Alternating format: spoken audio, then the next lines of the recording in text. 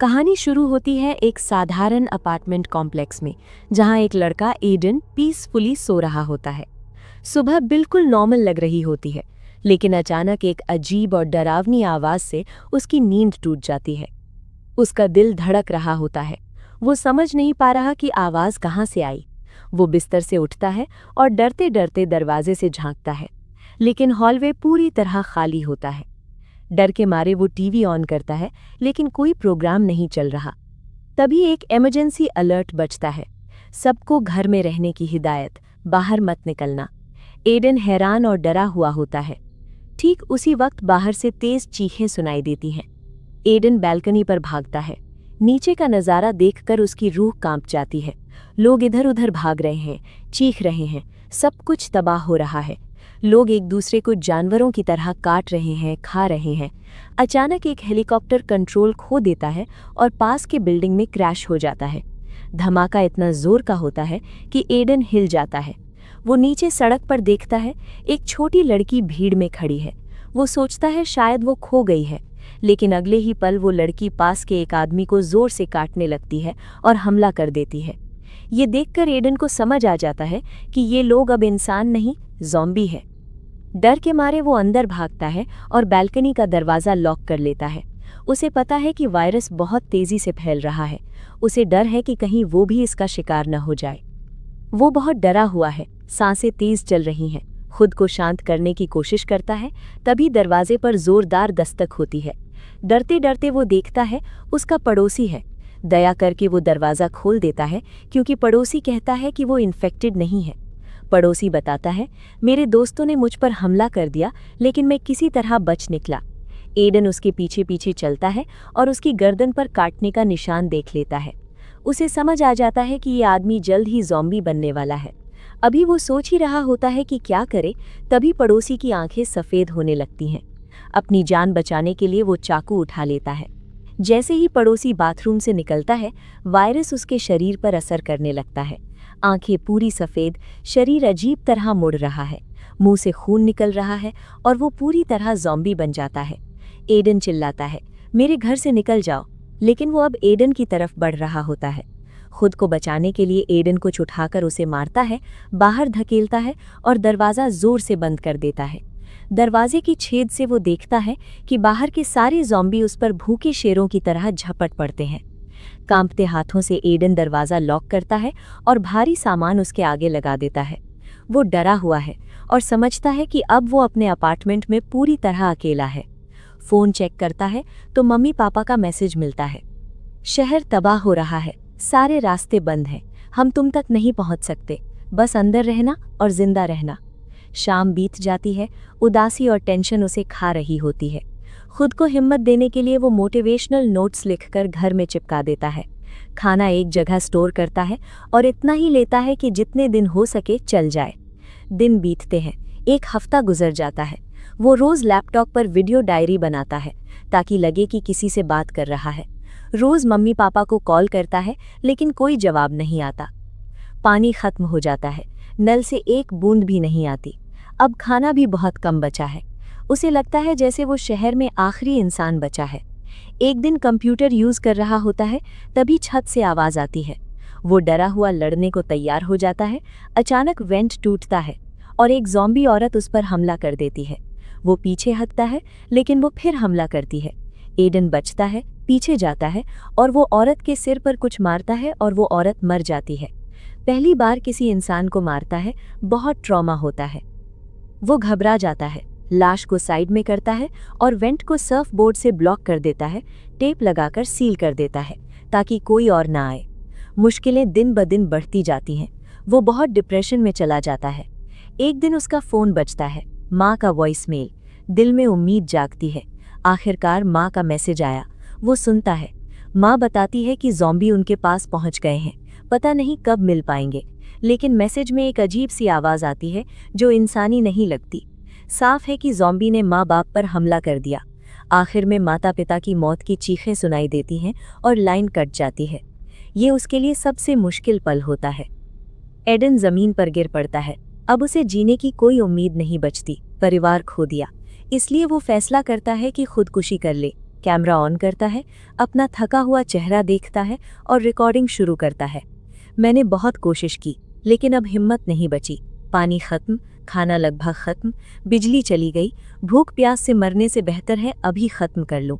वो वीडियो रोकता है, रस्सी से फंदा बनाता है और कुर्सी पर चढ़ता है। लेकिन ठीक उसी वक्त उसकी नज़र सामने वाली बिल्डिंग की खिड़की पर पड़ती है। वहाँ एक लड़की है, जिंदा इंसान, ज़ॉम्बी नहीं।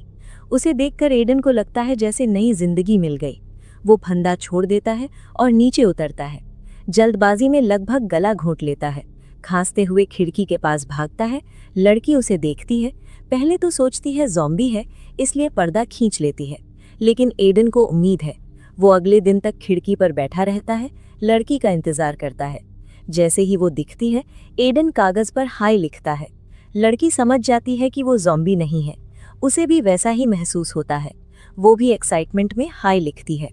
42 दिनों बाद दोनों मुस्कुराते हैं। कुछ दिन बातें होती है कागज पर। लड़की का नाम ईवा है। ईवा पूछती है कि एडन के पास खाना है क्या। एडन कहता है नहीं, लेकिन पानी है। कुछ दिन बीतते हैं और एक दिन जोर की बारिश होती है। एडन खुश हो जाता है। बालकनी पर बाल्टी बर्तन रखकर पानी इकट्ठा करता है। हफ्तों बाद नहाता है। उसे पता है ईवा के पास पानी नहीं है, तो वो उसे देना चाहता है, लेकिन एडन बाहर नहीं जा सकता। बहुत सोचने के बाद उसे एक आइडिया आता है। वो कपड़े लेकर रस्सी बना लेता है। रस्सी को गोला बनाकर वो ईवा की तरफ फेंकता है। जैसे ही ईवा उसे पकड़ लेती है, एडन उस रस्सी की मदद से पानी की बोतल ईवा तक भेजता है। लेकिन बोतल रेलिंग से टकराती है। तेज आवाज होती है, जिससे ज़ॉम्बी अट्रैक्टेड हो जाते हैं। रस्सी देखकर ज़ॉम्बी बिल्डिंग पर चढ़ने लगते हैं। एडन ये सब देखता है। ईवा को बचाने के लिए वो ज़ॉम्बी की तरफ बोतल फेंकता है ताकि उनका ध्यान हट जाए, और कामयाब हो जाता है। ज़ॉम्बी का ध्यान एडन की तरफ चला जाता है और वो एडन की तरफ चढ़ने लगता है। एडन बेसबॉल बैट तैयार कर लेता है। जैसे ही ज़ॉम्बी उसके पास आता है, एडन जोर से उसके सिर पर मारता है और वो मर जाता है।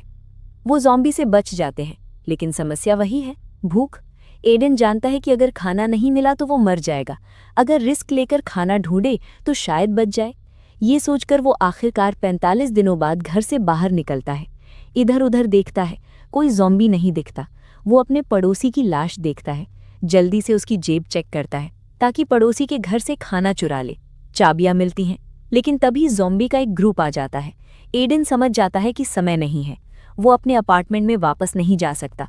बचने के लिए वो लाश के पास लेट जाता है। एक और लाश को अपने ऊपर खींच लेता है और वो लाश बनकर पड़ा रहता है।